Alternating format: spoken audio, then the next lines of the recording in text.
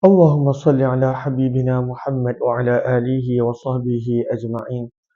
بسم الله الرحمن الرحيم. السلام عليكم ورحمة الله وبركاته.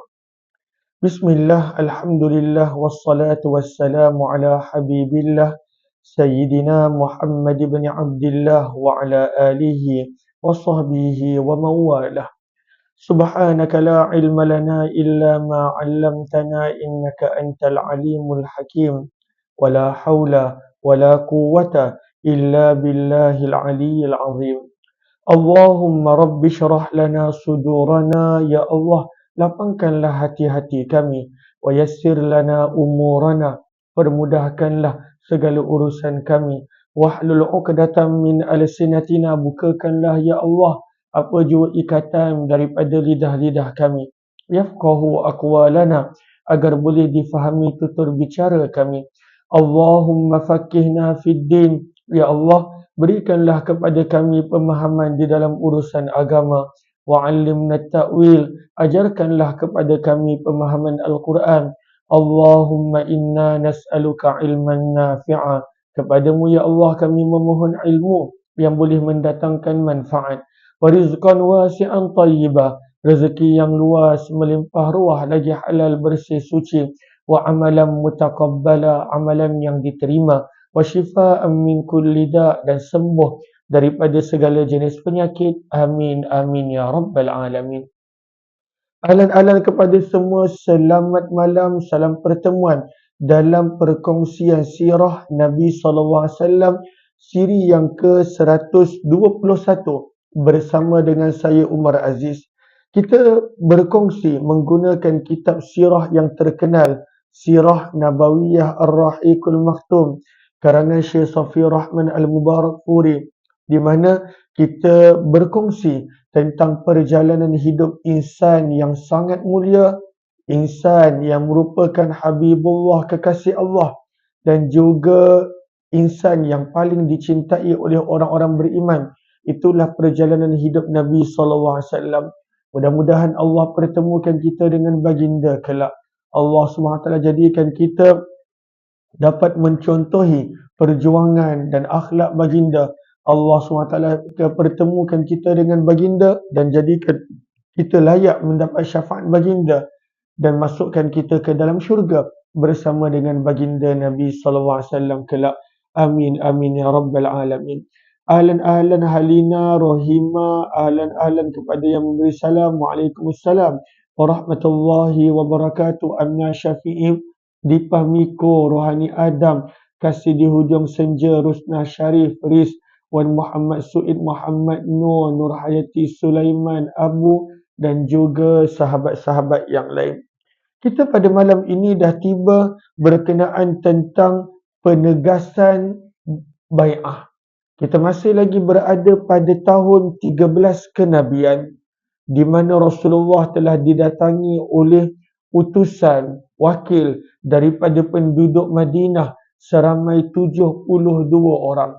Mereka datang pada musim haji tahun 13 kenabian dan berlakunya perjanjian ataupun bai'ah Aqabah yang kedua. Perjanjian yang membawa kepada hijrahnya Nabi. Perjanjian di mana Nabi telah letakkan 5 permintaan kepada penduduk Madinah dan mereka perlu berbai'ah, berjanji untuk menunaikan 5 perkara tersebut. Apakah 5 perjanjian bai'ah Aqabah yang kedua? Yang pertama, Nabi SAW minta untuk mereka patuh dan taat kepada baginda ketika waktu malas dan juga waktu bersemangat. Yang kedua, Nabi minta mereka untuk berbai'ah, berjanji yang mereka bersedia untuk menginfakkan harta pada waktu senang dan susah. Yang ketiga, Nabi SAW minta mereka bersama-sama Nabi ajak orang lain kepada kebaikan dan cegah kemungkaran. Yang keempat, Nabi minta mereka berjanji untuk menjaga dan menegakkan agama Allah walaupun dikecam oleh orang yang suka mengecam. Dan yang kelima, Nabi minta mereka untuk bersedia mempertahankan baginda bila musuh-musuh Islam datang sebagaimana mereka sanggup mempertahankan diri dan keluarga mereka. Dan para sahabat Madinah bersedia untuk berbai'ah kepada Nabi, berjanji kepada Nabi. Maka orang yang pertama berbai'ah, kita dah baca semalam, adalah Al-Bara' bin Ma'rur radhiyallahu anhu. Dan bila Al-Bara' bin Ma'rur nak berjanji kepada Nabi, berbai'ah kepada Nabi, maka kita telah baca semalam, ada pertanyaan daripada sahabat Nabi yang bernama Abul Haitham. Dia kata, wahai Rasulullah, kalaulah kami buat apa yang kau minta, maka adakah engkau akan balik ke Mekah bila engkau beroleh kemenangan? Maka ketika itu Nabi memberi janji yang Nabi akan kekal bersama dengan orang-orang Madinah. Itu adalah apa yang kita telah baca semalam. Kita telah tiba pada muka surat 250 daripada kitab Sirah Nabawiyah. Mohon jasa baik sahabat-sahabat untuk bantu share, bantu untuk kongsi, tag rakan-rakan, sebarluaskan. Mudah-mudahan lebih ramai yang mengenali pengorbanan sahabat-sahabat Madinah, sahabat-sahabat Ansar ketika mana mereka berjanji untuk mempertahankan Rasulullah SAW.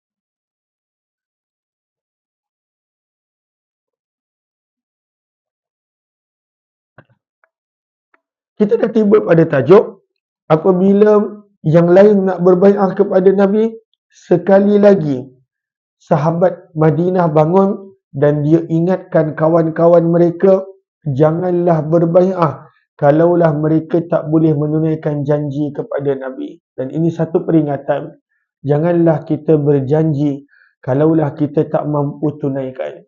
Janganlah kita berjanji, kerana Nabi SAW bila menyebut antara tanda-tanda orang yang munafik adalah mereka memungkiri janji. Mereka tidak menepati janji.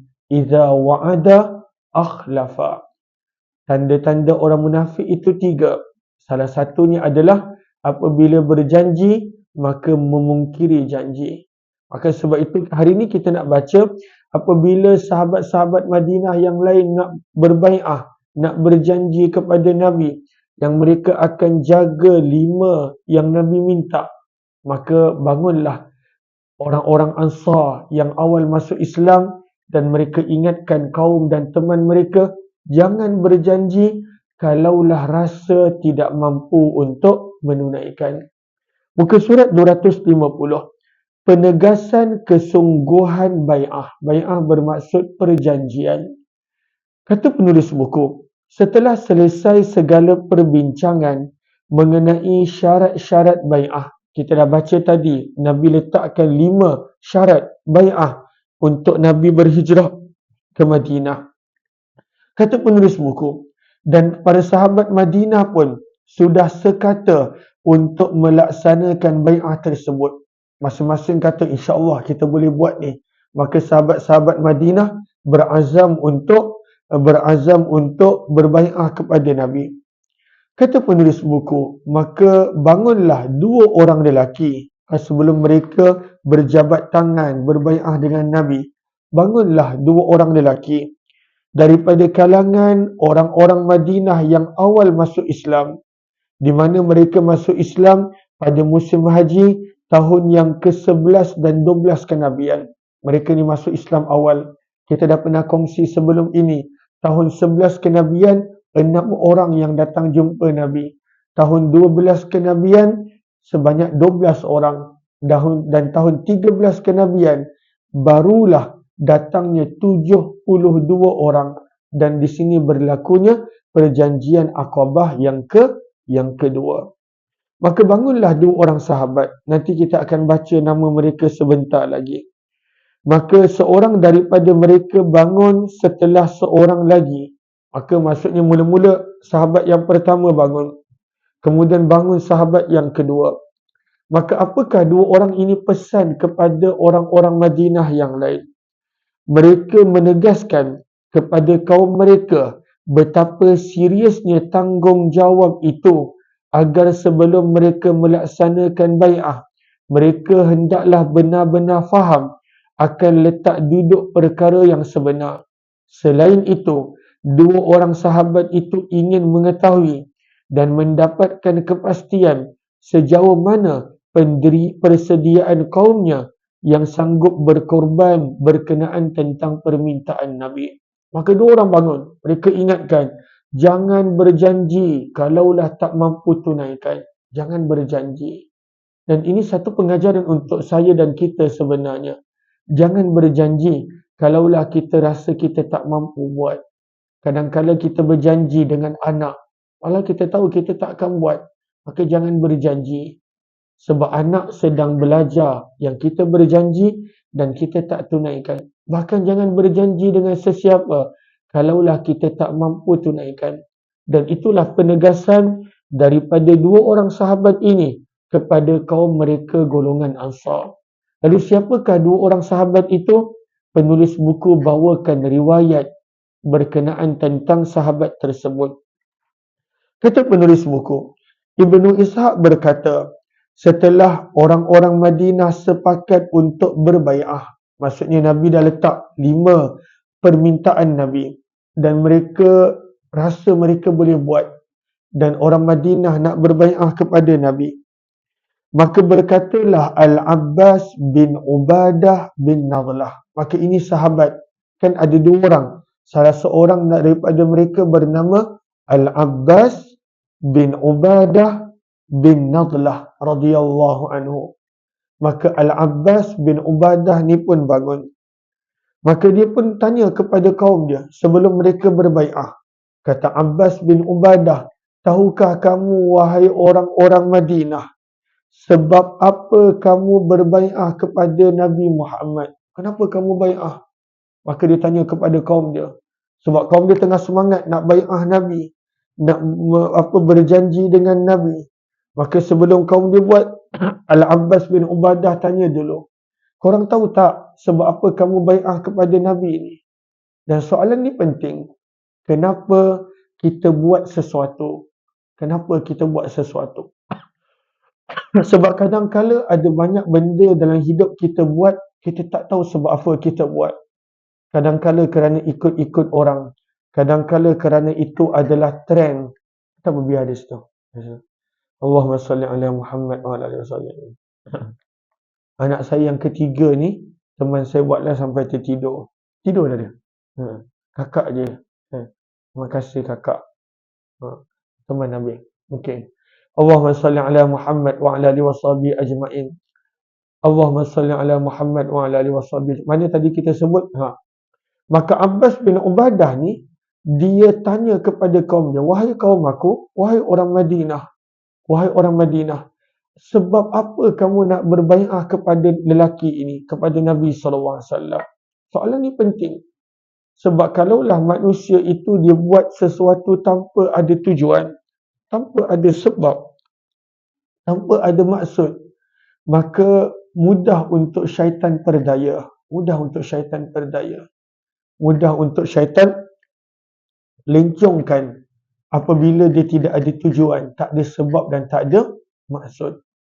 Maka sebab itu Abbas bin Ubadah tanya, kenapa korang berbai'ah? Sebab apa nak berbai'ah kepada Nabi SAW? Maka orang-orang Madinah pun menjawab, ya kami tahu.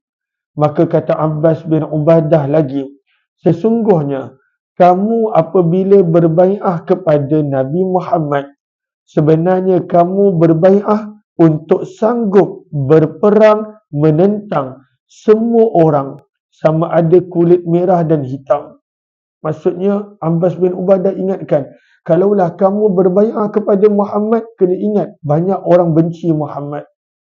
Orang-orang musyrikin Mekah benci, orang Yahudi benci. Nabi ni banyak musuh, walaupun Nabi adalah manusia yang baik. Daripada sini juga kita belajar, tak semestinya seseorang itu baik tak ada musuh. Kadang-kadang orang yang baik lagilah ramai musuh. Ada je yang hasad, ada je yang dengki dan sebagainya. Maka walaupun Nabi orang yang paling baik akhlak, tapi musuh Nabi ramai. Sebab itu Abbas bin Ubadah ingatkan, bila kamu berbai'ah, ada tanggungjawab dia. Maka musuh-musuh Nabi akan datang menyerang Nabi. Maka bila kamu berbai'ah kepada Nabi, seolah-olah kamu sanggup berperang untuk mempertahankan Nabi. Lalu sanggup tak? Bukan mudah bai'ah kepada Nabi pada waktu itu. Sebab itu kata Abbas, jika terdetik di fikiranmu, kalau harta kamu dirampas dan orang yang kamu sanjung akan terbunuh dan kamu sanggup menyerahkan kepada musuh, maka daripada sekarang batalkanlah hasratmu. Abbas bin Ubadah dia straightforward dengan kaum dia, dengan orang Madinah. Kalaulah rasa sayang nak hilang harta, kalaulah rasa takut kehilangan keluarga yang tercinta, kalaulah takut musuh ambil apa-apa milik kamu, tak payah bai'ah. Jom kita balik. Jangan berbai'ah. Sebab bila kita berbai'ah dengan Nabi, kita kena hadap semua ini. Musuh datang, harta diambil, dirampas, orang-orang yang tersayang terbunuh. Daripada kata-kata Abbas ini kita belajar satu benda. Lagi seseorang itu dekat dengan Nabi, akan lagi tinggi ujian dia. Lagi tinggi ujian dia. Lagi seseorang itu dekat dengan Nabi, dekat dengan Allah, dekat dengan agama, lagi tinggi ujian dia. Dan ini bukan saya kata, ini adalah maksud daripada hadis Nabi SAW. Apabila Nabi bersabda, Asyaddun nasi bala'an al-anbiya. Manusia yang paling teruk Allah akan uji adalah para Nabi. Para Nabi paling teruk kena uji. Kita bila baca kisah Nabi Ibrahim, Nabi Adam, Nabi Nuh, Nabi Musa, Nabi Yusuf, teruk mereka kena uji. Bahkan paling teruk adalah Nabi SAW. Maka sabda Nabi, orang yang paling teruk kena uji adalah para Nabi. Kemudian sabda Nabi, Thummal amsal fal amsal. Dan kemudian adalah orang yang paling hampir, paling dekat dengan Nabi, maka mereka adalah yang seterusnya teruk diuji.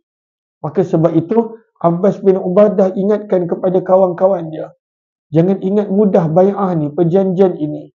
Kerana kalaulah tak sanggup, maka akan kehilangan harta. Keluarga yang tersayang akan terbunuh. Musuh akan ambil banyak benda yang kita sayang. Maka sebab itu kata Abbas, kalaulah kamu tak sanggup, maka dari sekarang batalkan hasratmu. Batalkan hasrat. Jangan berbai'ah kepada Nabi. Sebab itu, kita nampak ada sebahagian orang sebelum dia dekat dengan agama, maka begitu banyak nikmat zahir yang Allah bagi. Tapi kan ada orang yang mana bila dia berubah nak menjadi baik, bila dia buat keputusan nak bertaubat, kan dahsyat ujian dia. Dan itu adalah realiti. Lagi dekat seseorang itu dengan agama, lagi tinggi ujian dia. Lagi seseorang itu dekat dengan ajaran Nabi SAW, lagi tinggi ujian dia.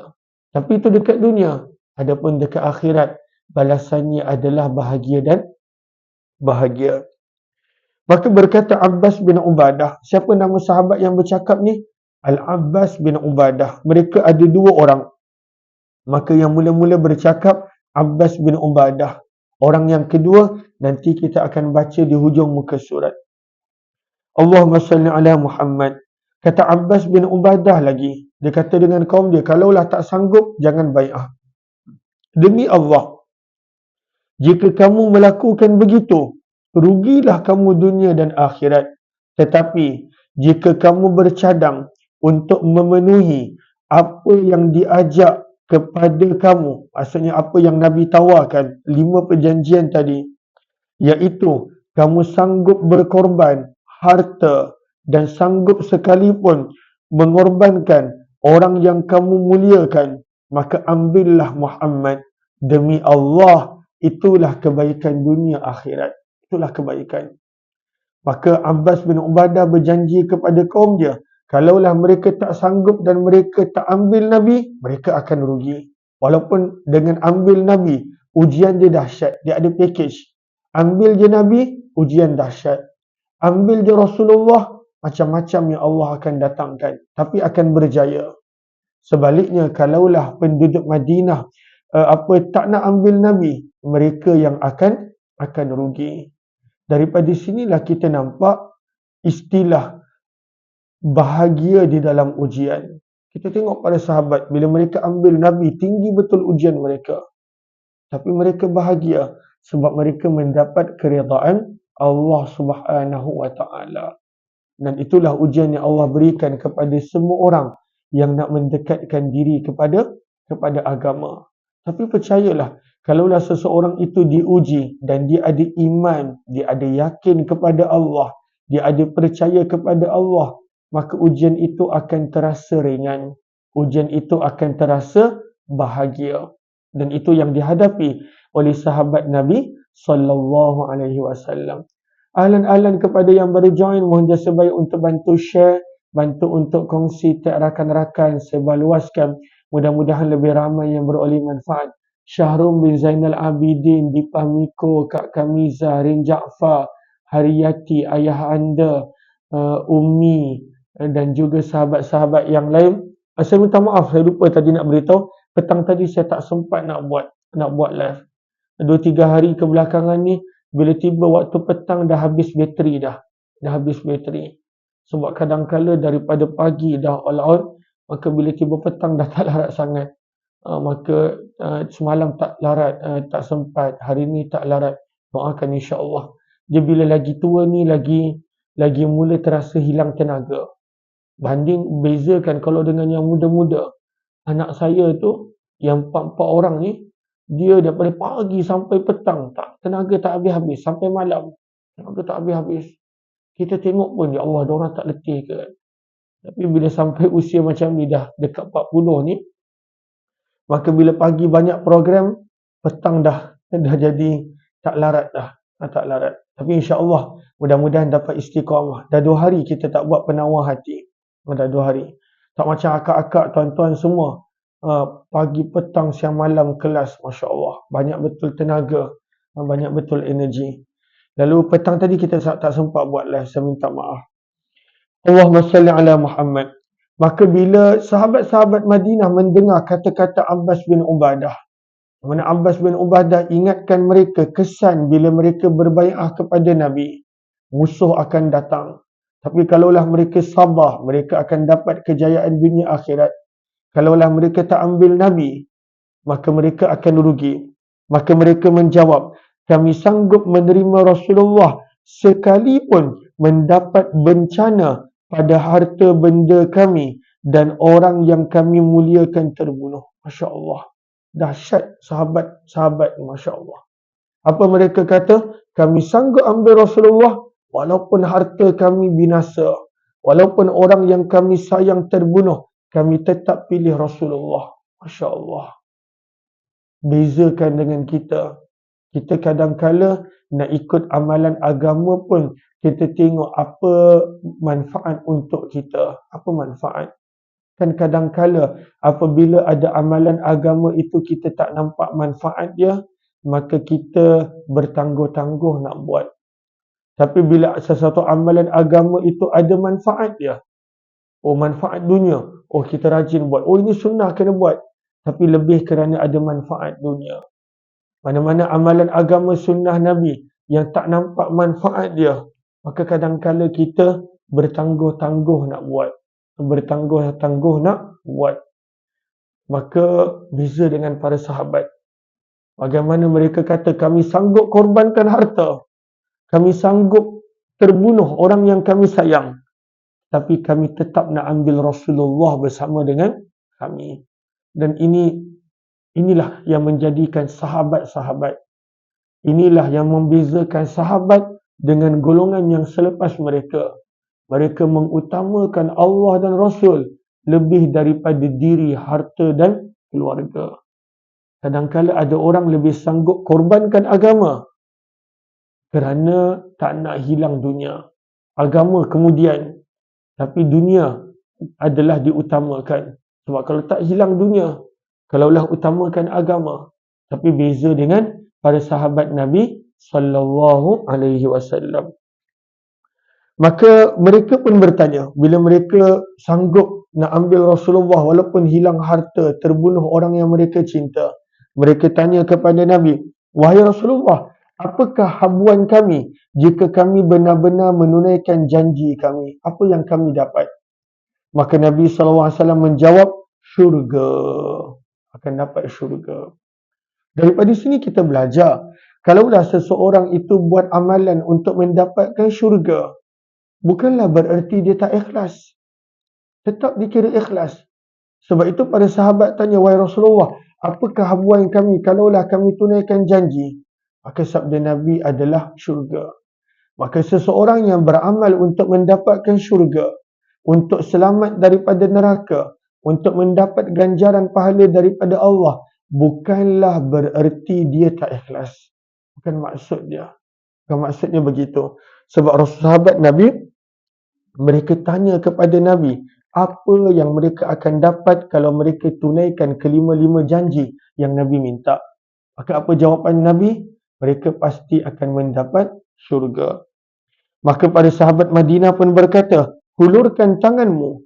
Maka Nabi pun menghulurkan tangan baginda dan mereka pun berbai'ah. Maka para sahabat bila berbai'ah, mereka berjabat tangan dengan Nabi.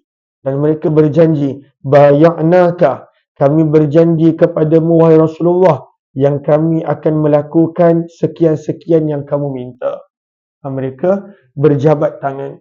Sebab itu kita tengok sebahagian guru-guru, bila mereka ambil janji daripada anak murid, maka mereka berbai'ah. Tetapi Nabi kata Aisyah, Nabi tidak berbai'ah dengan berjabat tangan menyentuh wanita. Hanya lelaki sahaja. Maka bila Nabi berbai'ah, Nabi berjabat tangan dengan para sahabat lelaki. Maka bila berjabat tangan, mereka pun berkata, baya'naka, kami berbai'ah kepada kamu wahai Rasulullah. Kami berjanji kepada kamu wahai Rasulullah dengan sekian-sekian yang engkau minta. Sebab itu, yang dilakukan pada zaman kita adalah mengambil daripada Nabi. Apabila guru contohnya beritahu kepada anak murid dia, hendaklah engkau mengamalkan doa Nabi yang sekian, zikir yang sekian. Maka anak murid pun berbai'ah berjanji. Maka diambil daripada cara Nabi SAW berbai'ah dengan para sahabat. Maka ini adalah sahabat yang pertama yang bernama Abbas bin Ubadah yang bangkit beri nasihat kepada kaum dia. Kan kita belajar ada dua sahabat yang bangkit setelah daripada Abul Haytham. Abul Haytham semalam kita dah baca, Barra' bin Ma'ruf semalam. Hari ini kita dah baca ada dua lagi sahabat bangkit. Ingatkan kepada kaum dia, jangan berbai'ah kalaulah tidak mampu tunaikan.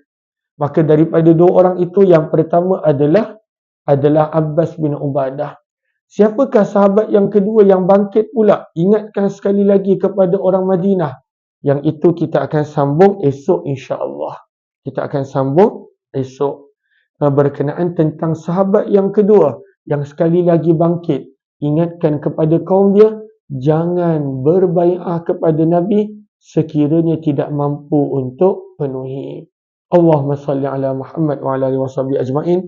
Terima kasih banyak-banyak sahabat yang bersama Mardam UKN, ayah anda Hana, Rin Ja'far 133, Hariyati, kemudian Muhammad Nazrin. Terima kasih. Saya tak perasan kalau ada yang komen, sebab saya pandang kepada kamera tadi. Terima kasih kepada yang komen, yang share, yang beri gift, yang bantu tiap rakan-rakan. Moga Allah balas dengan sebaik kebaikan dan ganjaran. Ruby 76 yang di FB, Dipah Miko, Syahrul bin Zainal Rohani, Nur Asikin, Siti Mariah, dan juga Sabaria Surin, Ahlan Abu Siti Mariah, begitu juga Rohani Adam, Kamiza Muhammad Amil, Sabaria Surin, Rani Idris, Rin Ja'far, Ruby. Terima kasih semua. Sehari kita ada 3 program. 8.30 pagi Tadabbur Al-Quran, 6 petang Penawar Hati, doakan saya dapat istiqamah 3 program ini, dan 11 malam Sirah Nabi SAW.